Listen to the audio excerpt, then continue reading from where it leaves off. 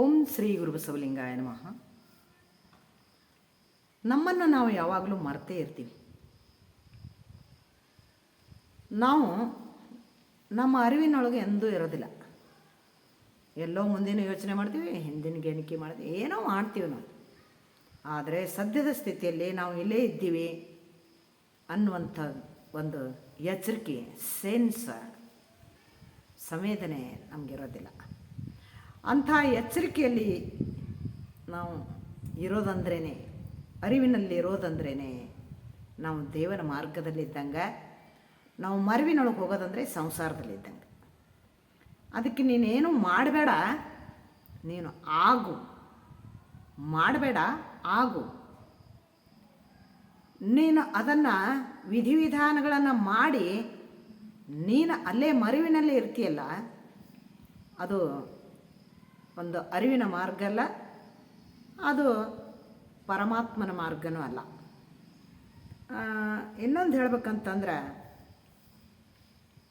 ಸುಳಿವ ಸುತ್ತುವ ಮನದ ವ್ಯವಹರಣೆ ಉಳ್ಳನ್ನಕ್ಕ ಅರಿಯನರೇ ನೆರೆ ಶಿವಪಥವ. ಗುಹೇಶ್ವರನೆಂಬ ಲಿಂಗದ ನಿಜವನ್ನರಿದ ಬಳಿಕ ಅರಿಯನರಿಯ ಲೋಕದ ಬಳಕೆಯ.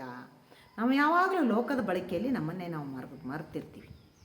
ಅದಕ್ಕೆ ಸುಳಿಯುವ ಸುತ್ತುವ ಮನಸ್ಸು ನಿಲ್ಲಿಸಿ ಅರಿವಿನೊಳಗಿರಬೇಕು ಅಂತ ಅವ್ರು ಹೇಳ್ತಾರೆ. ಅದಕ್ಕೆ ಮರೆವು ಇದು ಸಂಸಾರ, ಅರಿಯುವುದು ದೇವ ಮಾರ್ಗ ಅಂತ ಹೇಳ್ತಾರೆ. ಅದಕ್ಕೆ ನಾವು ಯಾಕೆ ಮರಿತೀವ್ರಿ ಅಂತಂದರೆ, ನಾನೊಂದು ವಚನ ಬರೆದಿದ್ದೀನಿ. ಮರಿವು ಅಂದರೆ ನಶ. ದಾರು ಕುಡಿದ್ರೆ ನಶ ಅಲ್ಲ, ಮರಿವು ಅಂದರೆ ನಶ. ಮಾದಕ ವಸ್ತು ಒಂದೇ ಅಲ್ಲ ಶೋಧಕ, ನಿನ್ನನ್ನೇ ನೀನು ಮರೆತು ಇನ್ನೊಂದು ವಸ್ತುವಿನಲ್ಲಿ ತಾದಾತ್ಮ್ಯತೆ ಹೊಂದುವುದೆಲ್ಲವೂ ಮಾದಕ. ಈ ಒಂದು ಮಾದಕ ವಸ್ತುಗಳು ಅಂದರೆ ನಶ ತರಿಸುವ ವಸ್ತುಗಳು, ನಾವು ಕೆಲವು ದಾರು ನಶ ತರಿಸುವಂಥದ್ದು, ಗಾಂಜಾ ನಶ ತರಿಸುವಂಥದ್ದು, ಇವೇನೇನೋ ನಶ ಅಂತ ತಿಳ್ಕೊಂಡಿವಿ. ಆದರೆ ಅವೆಲ್ಲ ಅಲ್ಲ.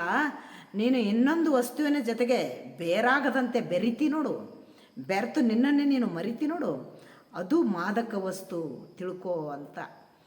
ತನ್ನರಿವು ಜಾಗೃತಿ ತನ್ನಲ್ಲಿಟ್ಟುಕೊಂಡು ಭೋಗಿಸುವ ಭೋಗಗಳೆಲ್ಲ ಸಾಧಕ, ತನ್ನನ್ನೇ ಕಳೆದುಕೊಂಡು ಮಾಡುವ ಭೋಗಗಳೆಲ್ಲ ಬಾಧ. ಒಳಹೊರಗು ಎಚ್ಚರವಾಗಿದ್ದರೆ ಆಗುವಿನಿ ಬೋಧಕ.